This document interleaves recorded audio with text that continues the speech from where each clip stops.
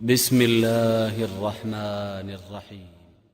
سبيل الدموع سبيل مريح، تنهدى يا صاحي كي تستريح، وبث الدعاء الخفي الصريح، يسعك الفضاء الرحيب الفسيح. سبيل الدموع سبيل مريح، تنهدى يا صاحي كي تستريح، وبث الدعاء الخفي الصريح، يسعك الفضاء الرحيب الفسيح. Assalamu alaikum wa rahmatullahi wa barakatuh. And I'm glad you can join me again for part 4. As you know, we're exploring the British Deobandi view on assimilation, integration, hatred, extremism and terrorism. And what we have done is now reached the concept of citizenship, contractual obligations. And I hope that within this part we touch upon the key points before we then move on to the conclusion. I guess I'll have to wait and see whether it gets done in this part or whether we need to have a 5th part. Let's see. Just again to refresh your memory, what's this? What is it based on, this lecture? What is it we've been doing? We've touched upon key definitions as well. We've touched upon the Sharia law. We've touched upon the role of context. Sorry for kind of whizzing through it, but I'm hopeful that you can just get an idea of what it is. So just to refresh, I'm not sure if you're just watching one after the other or taking a break in between. I'm not getting a break in between, just to let you know. I'm recording these all one after another. So think about me whilst and make dua for me whilst you're watching this. We've got political legal jurisdictions, and then we moved on to what is Britain, and we touched upon certain key points about the Meccan period in particular, and then we looked at some other examples, and finally we had a key point there about Ibn Humam mentioning that the Muslims are still obliged, okay? This is a place where Muslims can carry on staying as Muslims, okay? It's just they no longer have power. So they can carry on staying as Muslims, but they don't have no power. They are still obliged to set up and carry on with their moral code and settle their disputes according to Islamic principles. That's why they would select a judge. Otherwise, they could select their legal disputes going directly to the non-Muslims' government or legal system. But here they would try to use their own because their moral code still needs to be applied. Now, citizenship is key because nation states now, we find ourselves in scenarios where we are citizens of countries. And this is a fairly recent phenomenon when comparing it to Islam. And therefore, it's something we need to look at. First of all, what is it? Well, it's in a very basic term, it's a contractual arrangement. Now, some might say, well, I didn't make any contractual arrangement. How come I'm being included in this? Well, it could be that this contractual arrangement takes place at birth. Okay, so this individual at birth becomes a British citizen. So birth itself, and when he becomes an adult, if he's supposed to find out what he's agreed to tacitly, and if he disagrees to it, then he can quite easily break that covenant and leave. And we see similar examples where a person who is a minor, where certain transactions are carried out on their behalf without their knowledge and without their approval, but when they reach bulugh, when they become an adult, they can actually validate that. They can ratify that view that was that arrangement, or they can cancel it, they can annul it. This is very similar. So a person at birth, because of where he's born, is a citizen of Britain. If he doesn't like to be a citizen of Britain, when he reaches the age of bulugh and he now can buy his own plane ticket and whatever, he says, well, this is not for me, then clearly he can annul that contractual arrangement. Or it could be due to migration. The person is an adult or is a child and he travels with his parents, and he arrives in England and he now becomes a citizen of this particular country. And what should have happened, or what should exist, is there should be an Amir or Shura. What should have happened, going back 60, 70 years or so now, is the Muslims, when they arrived, the migrant Muslims, they should have set up an emir or even a shura, and this organization, this group, would represent the Muslims' needs to the government. We have now, moved on. In days gone by, contractual arrangements were between individuals and the state, but now nationalism, the power of the state has gone stronger and stronger. So as a result, it's now between the individual. Sorry, let me rephrase that. There was a time when groups of individuals could be represented to the state by one person, and that one person would speak on behalf of his tribe, or that one person would speak on behalf of his people, or whatever. Now times have changed with nationalism. The arrangement is directly between the state and the individual. So now we deal with our own representation to the government. Even though, having said that, there can be other bodies that can do things, advocacy groups, representative boards. So, there can be halal monitoring committees, there can be charities that look after our zakat, there can be iftar boards which release fatwa to give us this moral code, which we are adhering to by choice. So there can be many organizations or many groups of people which represent us. But what about and this is, as I said, it's this nationalism which is key, which has changed this relationship between an individual representing a group to the state, but now individuals representing themselves. And there's many, many verses, and I just picked the first one, to be honest, in which it is emphasized that a people should fulfill, or Muslims rather, should fulfill their contractual obligations. It's a necessity, it's a must that they should be fulfilled. And in Surah Al-Anfal, ayat number 56, we find بعد أعوذ بالله من الشيطان الرجيم بسم الله الرحمن الرحيم الذين عاهدت منهم ثم ينقضون عهدهم في كل مرة وهم لا يتقون.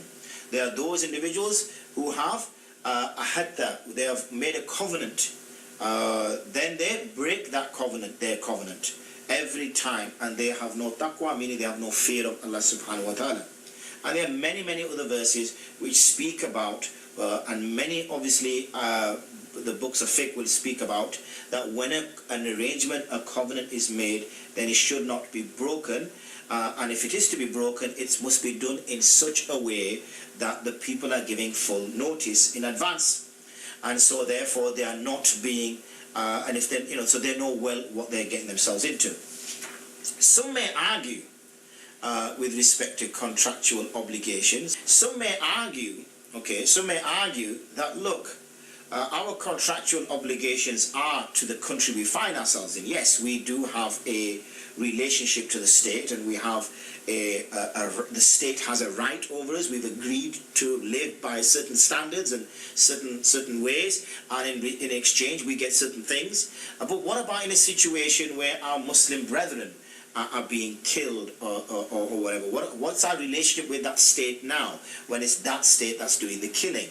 How do we now deal with this? And well, this particular verse itself answers that question. بعد أعوذ بالله من الشيطان الرجيم بسم الله الرحمن الرحيم إن الذين آمنوا وهاجروا وجاهدوا بأموالهم وأنفسهم في سبيل الله والذين آووا ونصروا أولئك بعضهم أولياء بعض. Indeed, as for those individuals who believe and they have migrated and they strive with their wealth and themselves, as in their bodies, in the path of Allah subhanahu wa ta'ala, and those who offer shelter and assist them, they are ba'aduhum awliya'u ba'd. They are protectors over one another. They protect one another. وَالَّذِينَ آمَنُوا وَلَمْ يُهَاجِرُوا مَا لَكُمْ مِنْ وَلَايَتِهِمْ مِنْ شَيْءٍ حَتَّى يُهَاجِرُوا.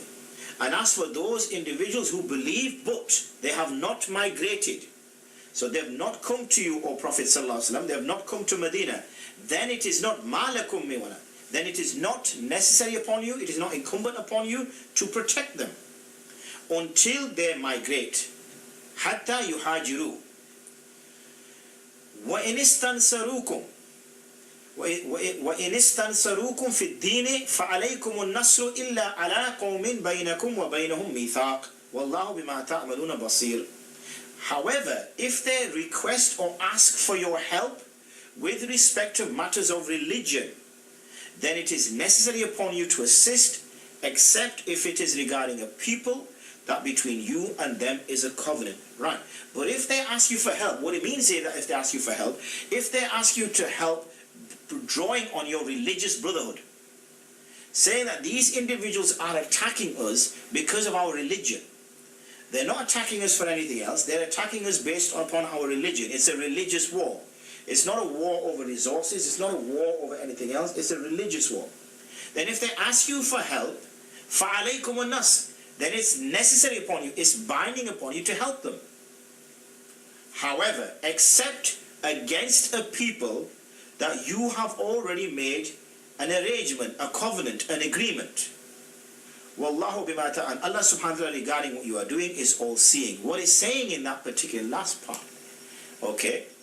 فَعَلَيْكُمُ النَّصْرُ إِلَّا عَلَىٰ قَوْمٍ بَيْنَكُمْ وَبَيْنَهُمْ مِيثَاقٌ. What is saying here is that because you have a contractual arrangement with a group of people, so you have, say, a group of Muslims, let's call them Group A, and they are being attacked by a group of non-Muslims called Group B, and Group B are attacking Group A because of their religion. This is a religious war. It's got nothing to do with the fact that they want to take water off them or oil off them or anything else. They want to attack them because of their religion. They despise their religion and they want to attack them. Now, if that's taking place, now you have another group of Muslims, Group C. And Group C, Group A are requesting the help from Group C. And Group C should help. However, Group C realize that they have an agreement with Group A. And that agreement is a peace treaty, or they have come some kind of contract between the two of them. Now Group C can't attack Group B because of the arrangement that they have. Because covenants and oaths are contractual obligations which have to be fulfilled. And this is absolutely essential that this is understood. And we find in a number of tafasir, which I will mention to you, in which it discusses this. It says, ذكر تعالى أصناف المؤمنين وقسمهم إلى مهاجرين خرجوا من ديارهم وأموالهم وجاءوا لنصر الله ورسوله. That Allah subhanahu wa ta'ala mentions the type of believers. And when he mentions the type of believers, he splits them up into the muhajirin who had left their homes and their wealth behind, and they had come to assist Allah subhanahu wa ta'ala's deen and his messenger, and to establish his deen. وَبَذْلُوا أَمْوَالَهُمْ وَأَنفُسَهُمْ فِي ذَلِكَ. And they used, and in some places used up, their wealth and themselves in the process. وَإِلَىٰ Ansar, and also the Ansar, that was the second group. وَهُمُ الْمُسْلِمُونَ مِنْ أَهْلِ مَدِينَةِ إِلَىٰ ذَاكَ. And these were the Muslims who lived in Medina. آوَوْا إِخْوَانَهُمُ الْمُهَاجِرِينَ فِي مَنَازِلِهِمْ. They supported and assisted their brothers, the Muhajirin, in giving them accommodation and also wealth. وَنَصَرُ اللَّهُ وَرَسُولُهُ بِالْقِتَالِ مَعَهُمْ. And they also assisted the deen and his messenger by fighting alongside them. فَهَؤُلَاءِ بَعْضُهُمْ أَوْلَى بِبَعْضٍ. And these are protectors of one another. And it goes further, وَالَّذِينَ آمَنُوا وَلَمْ يُهَاجِرُوا مَا لَكُمْ مِنْ وَلَاتِهِ. And those who have gone, who have believed and they have not made hijrah, then there is no responsibility, then it's not incumbent upon you to protect them. Okay, it's not incumbent upon you to protect them.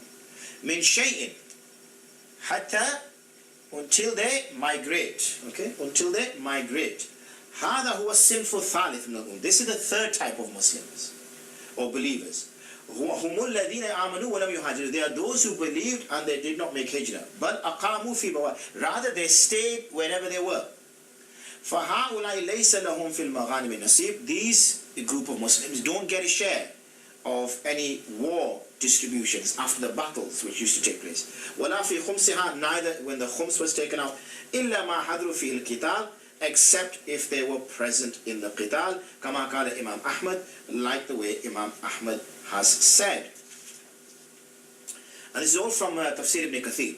He goes further to say, he then quotes the rest of the verse, which says, وَإِنِ اسْتَنْصَرُوكُمْ فِي الدِّينِ فَعَلَيْكُمُ النَّصْرُ إِلَّا عَلَىٰ قَوْمٍ بَيْنَكُمْ وَبَيْنَهُمْ مِيثَاقٌ. So he goes on to that part next. وَاللَّهُ بِمَا تَعْمَلُونَ بَصِيرٌ. يقول تعالى وإذ استنصروكم هؤلاء العرب الذين لم يهاجروا في قتال ديني على عدو لهم فانصروهم. And if they ask for help, who? These Bedouins, these Arabs who haven't migrated, with respect to fighting in the deen, okay, against an enemy that they have, then help them. فَإِنَّهُ وَاجِبٌ عَلَيْكُمْ, for indeed it is necessary upon you to help them.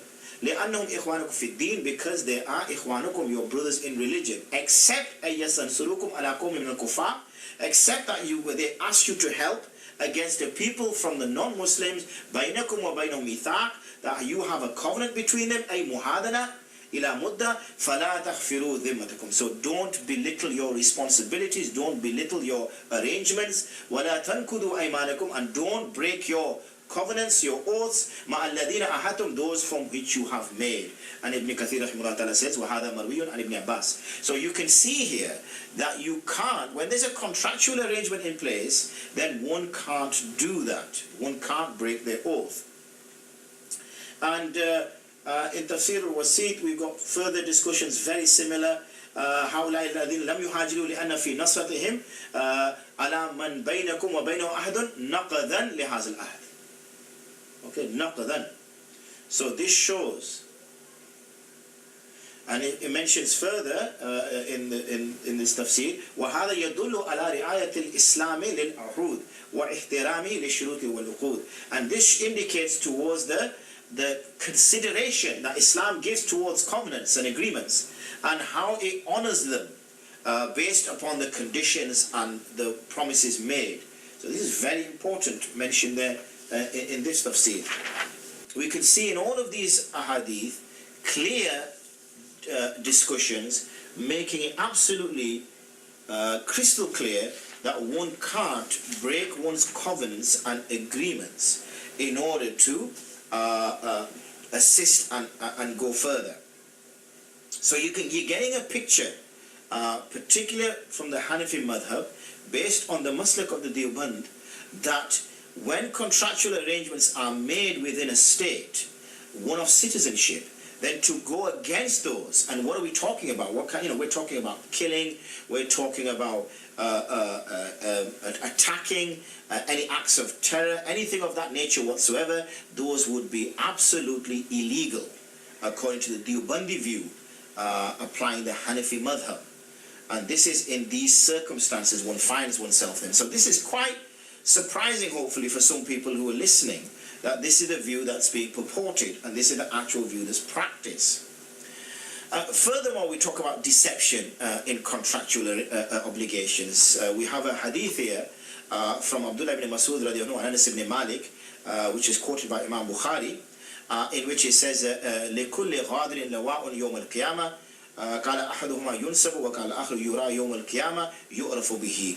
Every deceiver will have a banner that will be placed upon him or around him, or he will be recognized by it. So this is further discusses the issue of breaking contracts and deceiving. So Muslims can't deceive.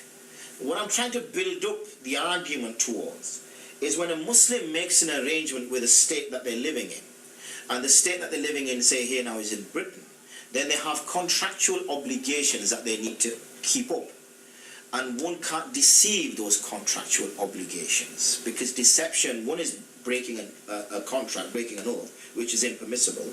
And the second thing is, obviously, is deceiving one, which is again impermissible. So, and again I will say that this is the British Deobandi view as practiced through the Hanafi madhab. We have further indication to support these kind of positions. The hadith mentions كنا مع رسول الله صلى الله عليه وسلم في غزوة خيبر خرجت سرية فأخذوا إنسانا معه غنم يرى. So here mentions the hadith that we were with the Prophet صلى الله عليه وسلم on a غزوة خيبر, and a scouting party left, and we found an individual, and he was tending to his goats, or tending to some sheep or goat.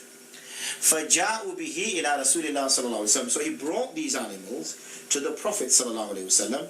فَكَلَّمُهُ النَّبِيُّ صلى الله عليه وسلم مَا شاء الله أن يكلمه به.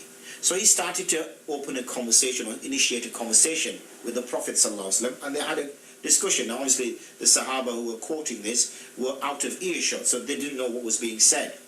So this shepherd, so think about it, you've got a small army going towards Khaybar, and as he's going with the Prophet ﷺ and his Sahaba with him, as he's going, this shepherd who is looking after a herd of goats or sheep, a flock of sheep, he sees the Prophet ﷺ and he comes with his herd to the Prophet ﷺ. So we then heard the man respond, and the man said, فَقَالَ لَهُ رَجُلٌ إِنِّي قَدْ آمَنْتُ بِكَ وَبِمَا جِئْتَ بِهِ. Okay, I believe in you and that which you brought. So فَكَيْفَ بِالْغَنَمِ يَا رَسُولُ اللَّهِ. What shall I do with the what shall I do with the goats and the sheep? You see, فَإِنَّهَا أَمَانَةٌ. You see, I took these animals in trust. وَهِيَ لِلنَّاسِ الشَّاةُ وَالشَّاتَانِ وَأَكْثَرُ مِنْ ذَلِكَ. These belong to the people of this particular area, this particular fort, which you're about to attack. They're not mine. I took them on trust. Somebody owns one, somebody owns two, somebody owns more. What shall I do with them? Okay, what do I do with them? The Prophet ﷺ responded, and he said, أَحْسُبُ وُجُوهَهَا تَرْجِعُ إِلَى أَهْلِهَا. That I will throw something on their face, and usually referring to sand or pebbles. I will throw something, a handful of pebbles, and they will go back to their families. They will return to their families. فَأَخَذَ قَبْضَةً مِنْ حَصْبَاء أو تراب فرما به وجوهها. So the Prophet ﷺ took a handful of small tiny pebbles or some dust, some sand, and he threw it towards their faces. As he did so, a remarkable thing happened. فَخَرَجَتْ تَشْتَدُّ حَتَّى دَخَلَتْ كُلُّ شَاةٍ إِلَى أَهْلِهَا. What happened was quite amazing, is that each animal wandered back off to the fort and it returned back to its place. Now, ثم تقدموا إلى الصف فأصابوا سهم فقتلوا ولم يصلي لله سجدة قط. قال رسول الله صلى الله عليه وسلم أدخلوا الخباء فأدخل خباء رسول الله صلى الله عليه وسلم حتى إذا فرغ رسول صلى الله عليه وسلم دخل عليه ثم خرج فقال لقد حسن إسلام صاحبكم لقد دخلت عليه وإن عنده لزوجتين له من الحور العين حور العين. So what we see here is the key part, obviously the part that I want to mention to you, is that remarkable. The man was a non-Muslim first. He was given animals as a non-Muslim. They belonged to a group of people which were now going to be attacked by the Muslims. The man took these animals, he became a Muslim, so he said, what do I now do with these animals? He didn't say, oh, this is fair game, we're going to attack them anyway, I'll take these animals first straight away. We've already got some booty for after the war, we've already got some spoils of war, let's share these out amongst ourselves. No, he didn't. And neither did the Prophet ﷺ say to him, yeah, that's fine, all's fair in war, let's take these animals and let's share them up, let's divvy them up, nothing to worry about. He didn't. He agreed with the Sahabi now, he agreed with the person, this individual who just accepted Islam. He agreed with him. He said, absolutely, we can't deceive, because deception is impermissible. And you took these animals in trust, and you must now return them in trust. Obviously, if the fort fell afterwards, and then the animals were captured, and then they were taken as spoils of war, that's different, because we've taken them through a fair legal route, by force, mind you, but it's a legal war, like we now talk about legal wars and illegal wars. It's a legal war. A country can't legally declare war on another country, and therefore this was legal to do that. But it was illegal to take them now, because it wasn't taken through the war. They were taken through a trust. So again, I'm emphasizing the point that Muslims living within Britain is based on trust, and that trust exists, and a Muslim can't deceive. And the hadith is considered as mursal, and we also find that mentioned in Tariq al-Islam, the hukam is a hasan or sahih. Moving on,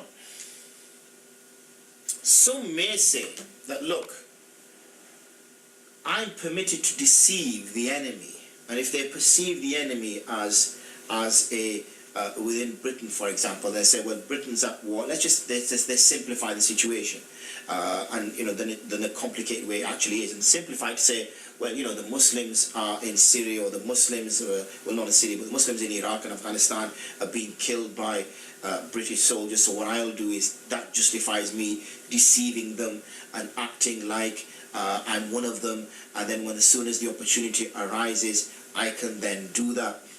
Well, and this is something which they may even quote hadith to imply that that's permissible. We see here in the contractual obligations 4 that جوز الشرع الخداع في الحرب لتحقيق الزهد.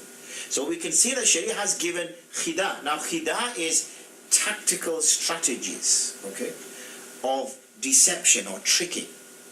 Tactical, to give the false impression, to suggest one thing but actually mean another. So it's using suggestive, it's using moving your soldiers in such a way that makes the enemy think that you're actually drawing back when you're not actually drawing back. Or it's making a statement when you face spies within your ranks of saying we're going to head this way, that way and the other way, and actually going completely the other way. So these type of legal sort of strategies, even though they may be lies and false statements, have been made legal in war. However, we could see Imam Nawawi rahimahullah ta'ala mentioning in his Sharh Nawawi or Sahih Muslim that except illa, so this ittafaq al-ulama, the ulama unanimous ala jawaz al-khida' al-kuffar fi al-harb, that they permit the deceiving and these legal strategies that are involved when one is at war. This is at war. Illa, except أن يكون فيه نقض عهد أو أمان فلا يحل. Except if there is something in the way where you are breaking an agreement, a covenant, or you're breaking a treaty of peace, then it's not permissible. فلا يحل. So this deception, this trickery, this legal strategy is limited to the battlefield, and it's limited to where you have no agreements between you already. So there is all is game, because there's no agreement. But even then, you can't do what we saw earlier with the shepherd taking, because there was no agreement between, in the battle of Ghazwa Khaybar, there was no agreement there at all, or the agreement had been made it was unviable at that point. It was not in place anymore. So we see that taking place there. So quite astounding, one sees that statements are being made of this nature. Furthermore, we start to see that a hadith or a athar from Sayyidina Umar radiallahu anhu, it says Umar ibn Khattab radiallahu anhu كتب إلى عامل جيش كان بعثه. Sayyidina Umar radiallahu anhu wrote a letter to his the people who put in charge of his armies, and he said قد بلغني أن رجلا منكم يطلبون العلج. He says, it's come to my attention that some of you are trying to attack the enemy, a combatant who's a non-Muslim, to such an extent, you're going at all lengths, to such an extent, حتى إذا اشتد في الجبل وامتنع يقول لا تخف فإذا أدركوا قتله وإني والذي نفسي بيدي لا يبلغني أن أحدا فعل ذلك إلا ضربت عنقه. He says, to such an extent that when these people are frightened from you and they run away from you and they climb up a mountain top or something, or they seclude themselves away from you, you say to them, don't fear, don't worry, everything's going to be good. So they feel, okay, that means I think it's over. Maybe they're saying time out or something, or maybe they're just going to take us as captives, as prisoners of war. But when you get a hold of him, when he comes down, giving himself up, قَتَلَهُ, you kill him. وَإِنِّي وَالَّذِي نَفْسِي بِيَدِهِ, and I swear by that being in whose hand is my soul, if ever this news reaches me that one of you has done this, I will chop his neck off. And this is referring to a Muslim, meaning you can't deceive. That's what he's saying here. And again we find another narration. حدثني يحيى عن مالك عن رجل من أهل كوفة أن عمر بن الخطاب كتب إلى عامل جيش كان بعثه إلى إذا إنه بلغني أن رجلا منكم يطلبون العلج حتى إذا أسند في الجبل وامتنع قال رجل مترس يقول لا تخف فإذا أدركوا قتله وإني والذي نفسي بيدي لا أعلم ما كان واحد فعل ذلك إلا ضربت عنقه. Again same point. قال يحيى سمعت ذلك يقول ليس هذا الذي بالمجد عليه وليس عليه الأمل. وسئل مالك عن الإشارة بالأمان أهي بمنزلة الكلام فقال نعم وإني أرى يتقدم إلى الجيوش ألا تقتلوا أحدا أشار إليه بالأمان لأن الإشارة عندي بمنزلة الكلام وإنه بلغني أن عبد الله بن عباس قال ما خطر قوم بالعهد إلا سلط الله عليه العدو. That Ibn Abbas who mentions that even though he mentions it, this is not something we will practice, but he's talking generally about Ahmad. Ahmad still applies, even though we won't go ahead and obviously kill the individual. He says, "Ma khatarakum bil ahdi illa salatu." That people who deceive or break a covenant, an oath, an agreement, except Allah subhanahu wa ta'ala will give power of his enemy over him. So not only is he doing something which he thinks he's doing right, not only is it wrong, it's also putting him in such a situation that it's a sin which will bring about Allah subhanahu wa ta'ala empowering somebody over him. So that's something for him to be concerned about. And we see other narrations again here. قال عمر بن الخطاب رضي الله عنه والذي نفسي بيده لو أن أحدكم أشار إلى السماء بإصبعه إلى مشرك ثم نزل إليه على ذلك ثم قتله لقتلته. That again, if one of you was to point to the heavens, to the sky with your finger, then to the mushrik, meaning I'm going to let you off, and then he came down based upon that, then you killed him, then I would kill him as well. So again, narrations which mention this discussion point. And finally, on this very same topic, we can see from Islam that Islam makes illegal deceiving, and Ghadr is not something which comes from Abwab Hila wal Khida al Jaiz fil Hurub. It is not the same thing as Hila, and is not the same as Khida, the other type of deception, which is why I've tried to loosely translate as sort of legal strategies or combat strategies which are based on sort of deceiving the opponent. So these are taking place on the battlefield or around the battlefield or whatever. But it's not agreements which are in place and breaking those agreements. That's not what it's about. So please do see the difference between the two.